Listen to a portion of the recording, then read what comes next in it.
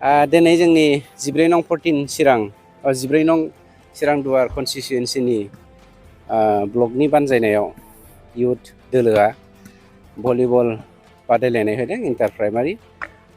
बिनि थांखिया जादों जोंनि गेजेराव समाज सिबिनोबा फिजिकेलि फिट थायोबासो स्पिरिचुवेलि मेन्टेलि फिट जानो हायो, अब्लासो जों जौगानो हायो।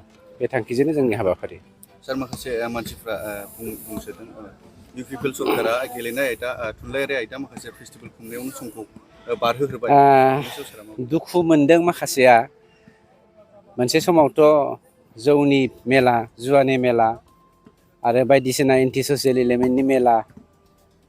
बुंनो थाङोब्ला माने BPF सरकारनि दिनाव जायखौ जोङो आनकनस्टिटिउसनेल वार्ड बाहायनो गोनां जायो, बेफोरबायदि मेला खुंबोबाय थाखादों। बेखौ दा बिथांमोना मोनैनि थाखायनो बिथांमोननि खर'आ दिनै गरम जानानै समाज बोखांनायनि थाखाय थुनलाइया गैयाब्ला बर' हारिया बा मोनसे हारिया थांनानै थानो हाया। थुनलाइया जादों हारिनि थांना थानायनि सिन। थुनलाइखौ बिथांमोना मालाबाबो हेफाजाब होआखैमोन। बर' साहित्य सभाखौ बिथांमोना गावसोरनि आफादखियाव दोनदोंमोन, नाजादोंमोन, दैदेनगिरिफोरखौ बुरखायनो नाजादोंमोन। खिन्थु बर' साहित्य सभानि जौगानायनि थाखाय मावनो थाखाय बिथांमोना बोसोराव 5 लाख थाखाल' खुनु रोखोम होयोमोन। खिन्थु जोङो मिथिगौ BPFनि दैदेनगिरिफोरा खेबसे जौ लोंनायाव 5 लाख गाहाम फैसाखौ खेबसेनो गारोमोन। गतिके बिसोरनाव दुखु मोननाय, दाहा मोननाया थाखागोन। गावसोरनि जा माने समाज सोबख'नाय, समाज गादबनाय, समाजखौ फोजोबस्रांनायनि जा नेचार, बे नेचारखौ दिनै जोंनि सरकारनि दिनाव दिन्थिनो हायाखिसै। बेखायनो बिथांमोना दिनै बाथा बायदि खर' गैयै सासे मानसिखौ BPFआ बाहायनानै जौ जुवा ड्राग्स होगासिनो दङ। गतिके बेवहायनो हमनो हायो BPFआ बेसेबां समाज सिबिग्रा आरो बाथाया दिनै बेसेबां अस्त्र हिसाबै बाहायजादों। जाबाय। खुलुमबाय गिबियाव। मानगोनां मिडिया नोंथांमोनखौ जोंनि हांख्रायनाय बायदि नुजाफैनायनि थाखाय बरायना लाबाय। लोगोसे मिडिया नायगिरि बिथांमोननिसिमबो आङो गोसो गोरबोनिफ्राय साबायखर जासिहरबाय।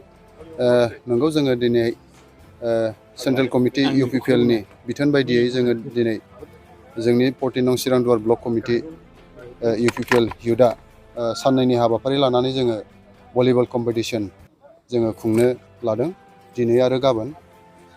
जोङो इन्टार प्राइमारिखौनो लानाय जादों।